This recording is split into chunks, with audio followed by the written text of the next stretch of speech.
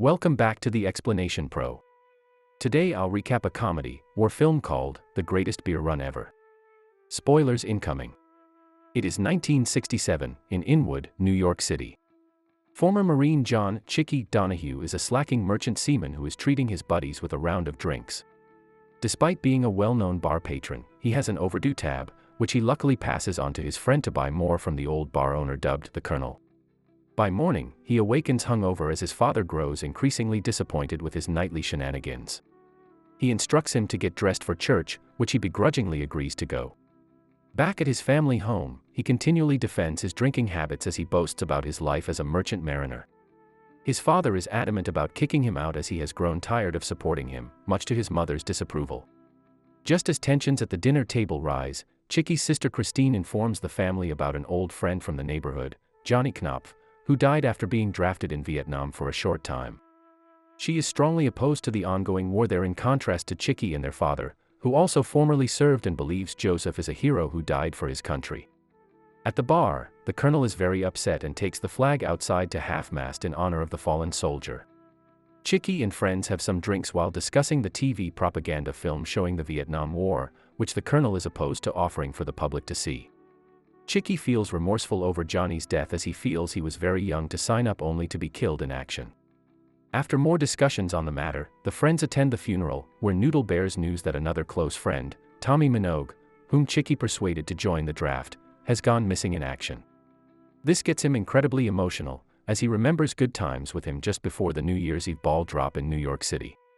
After the funeral, Chicky and his friend Red are surprised to find Christine in an anti-war demonstration about Vietnam, showing their disdain for President Lyndon B. Johnson. As the siblings meet, they argue, pointing out each other's ideals. She gets upset when Chicky insinuates that she is tainting Johnny's memory by protesting. Just then, he riles up other protesters, as they blame him for the war. Red provokes one of the men, only to get knocked out by his punch. Chicky then gets into a brief physical altercation with the dissidents until the police break up the fight, giving him a chance to escape while he carries Red. Back at the bar, the group of friends talks about how they could support their fellow drafted buddies. The Colonel brings up a brilliant suggestion Chicky is enthused by, handing out bottles of beer to thank the troops. The idea is to go to South Vietnam by himself and deliver the Alesh personally one by one. The friends look dubious but hold on to Chicky's promise, as the Colonel fully supports his unique endeavor by offering him a big duffel bag. They celebrate and toast what may be the most ingenious thing an American has ever done. The next day, Chicky appears to backtrack on his after getting a serious request from Mrs. Collins to deliver something for her soldier son. His friends admit he does not always bring his plans to completion, so they expect him to quit while ahead. He mulls it over at home, as his family has been receiving items to give Chicky if he decides to visit the troops. Christine finds the proposition quite odd, not understanding how it will inspire the troops. Chicky argues that he will do it for friendship and liberty, even if none of them will support him. Later, Mrs. Minogue comes by, giving him a set of rosary beads to give Collins if he finds him. This settles his decision to go through with it. The following day at the Seafarers International Union of America headquarters, he talks with the superior to inquire about ships leaving for Vietnam. By sheer luck, the cargo vessel, Drake, is going in 3 hours and needs an oiler, so he asks to come aboard and hurries home to fill the duffel bag with Pabst Blue Ribbon beer. Before riding the taxi, Christine comes out to express her concerns, thinking he is doing something foolish enough to get himself killed. He stands his ground, thinking about the soldiers' welfare while proving to her that he can do something more than just drink his life away. Assuming his role as an oiler, Chicky gets aboard the ship to Saigon, arriving after 2 months at sea. He begs the captain to let him discharge for 3 days to search for one of the drafted soldiers, Ricky Duggan, who he claims is his long-lost stepbrother, to garner more sympathy. Later, he steps off the vessel with the duffel bag on his shoulder as he asks for the 127th MP Company, of which Tommy Collins is a part. He earns the trust of 2 station officers, giving them cans of beer to escort him to a nearby military outpost. He then finds Collins, surprised and ecstatic to see him, and they hug it out as Chicky hands out a few cans to his mates, and they drink all through the night. He hands Collins the $33 his father left for him to pay his poker debt. Just then, the unit's superior officer comes in and chastises Chicky for delivering the beers, then suspects him to be a CIA agent after he reveals that he is traveling alone. After a while, he and Colin's friends map out a plan for reaching the other soldiers, even though they are worried for his safety since he came unprepared for war. The next day, while having coffee, Collins pleads with Chicky to go home while he still can, believing that he is not taking the conflict seriously. Knowing he is too determined to see his plan go through, he hints that only press people can walk around freely without getting into trouble. As another day passes, with guidance from a local lawman named Hugh, Chicky stops at the Caravel Hotel and grabs a drink at the bar. He stares at the corkboard, finding name cards of American and British reporters as the bartender mentions some are present at the bar.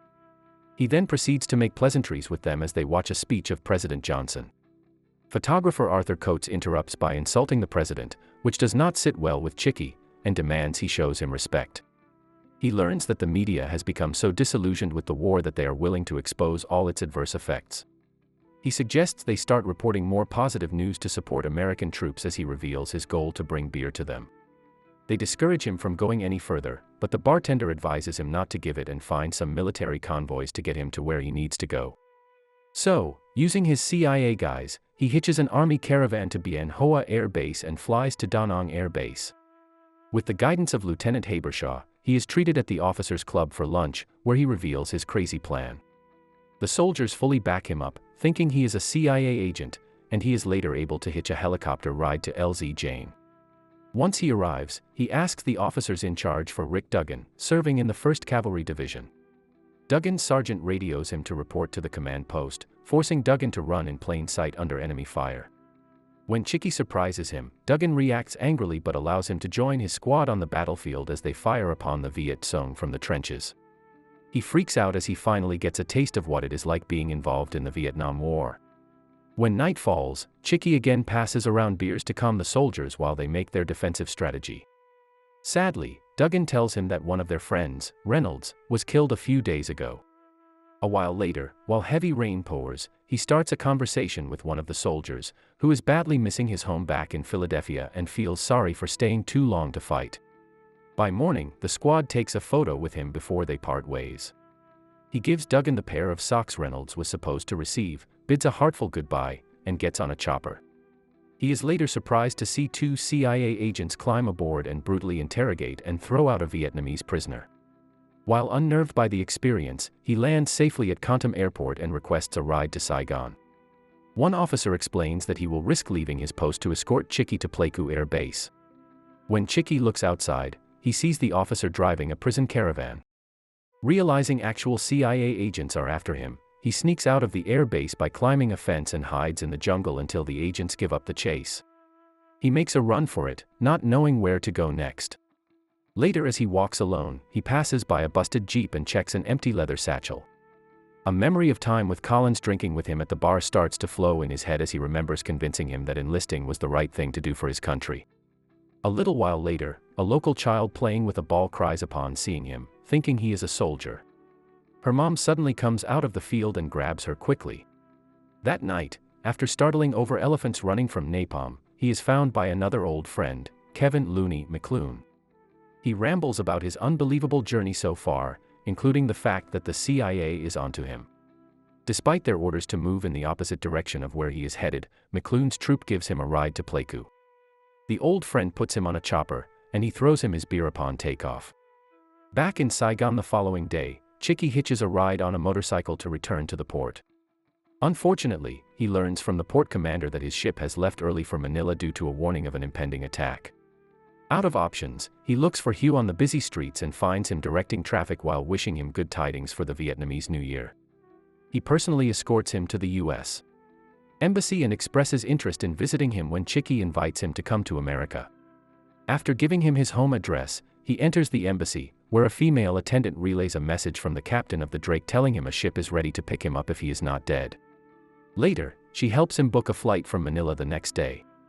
Feeling relieved, he returns to the Caravel Hotel to spend the night with a drink. After the bartender wishes him good luck on his departure, he turns his attention to the journalists discussing the recent ceasefire to celebrate the new year. He shows them a photo from LZ Jane as proof that he went on his mission.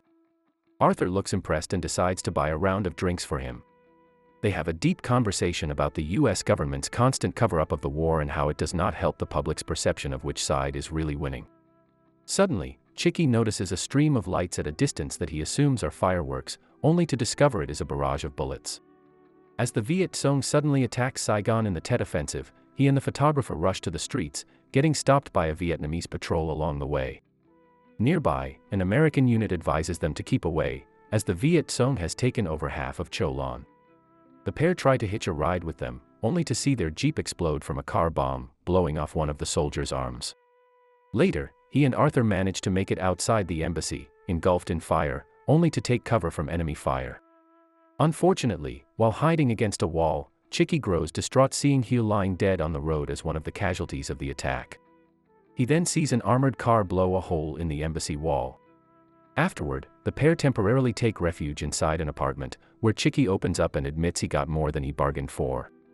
By morning, the two men leave the war-torn streets on the way back to the embassy, where other journalists are documenting the incident. Suddenly, everyone witnesses a massive explosion in the distance. The two drive to the explosion scene at Long Bin Post, passing by civilians mourning their dead loved ones caught. Arthur explains that the military would instead fake an entry hole in the embassy wall than admit that the attack was an inside job. As they get to Long Bin, Chicky, posing as one of the press, looks for one last friend, Bobby Pappas, who is treating his injuries inside the infirmary. Later, as they walk around the base, he gives him a beer, though he hesitates to take it at first. At the station, he asks Bobby if he can get a ride to Tar Sun Hut. He stops his tracks to protest the claims of General William Westmore on TV that the attack was a diversion. Before leaving, he tries to convince Arthur to come along but declines, believing he needs to continue his duty as a war correspondent. Later at night, Chicky makes it to the base, where he comes clean to Lieutenant Habershaw about his true identity, only to convince the officer even more about being a CIA agent. As he gets ready to depart to the US, Bobby sadly confirms that Tommy died, as his body was recovered. He returns home with a changed perspective on the war that he shares with his friends and the colonel at the bar. Before drinking with them, he visits Mrs. Minogue to give her the rosary beads he was to give to Tommy. Chicky breaks down, taking responsibility for Tommy's death, but Mrs. Minogue forgives him with a hug, proud of him for taking on this difficult mission. Later, he goes by the park, where he sits among the tributes for soldiers and talks to his sister Christine about his experience. After a happy reunion, he gives her the last can of beer from the duffel bag, knowing he did what no one could ever do. Collins, Duggan, McClune, and Bobby Pappas made it back from Vietnam and eventually quit drinking, but only most of the time. Chicky Donahue finally graduated high school and finished a degree at Harvard University's Kennedy School of the Government.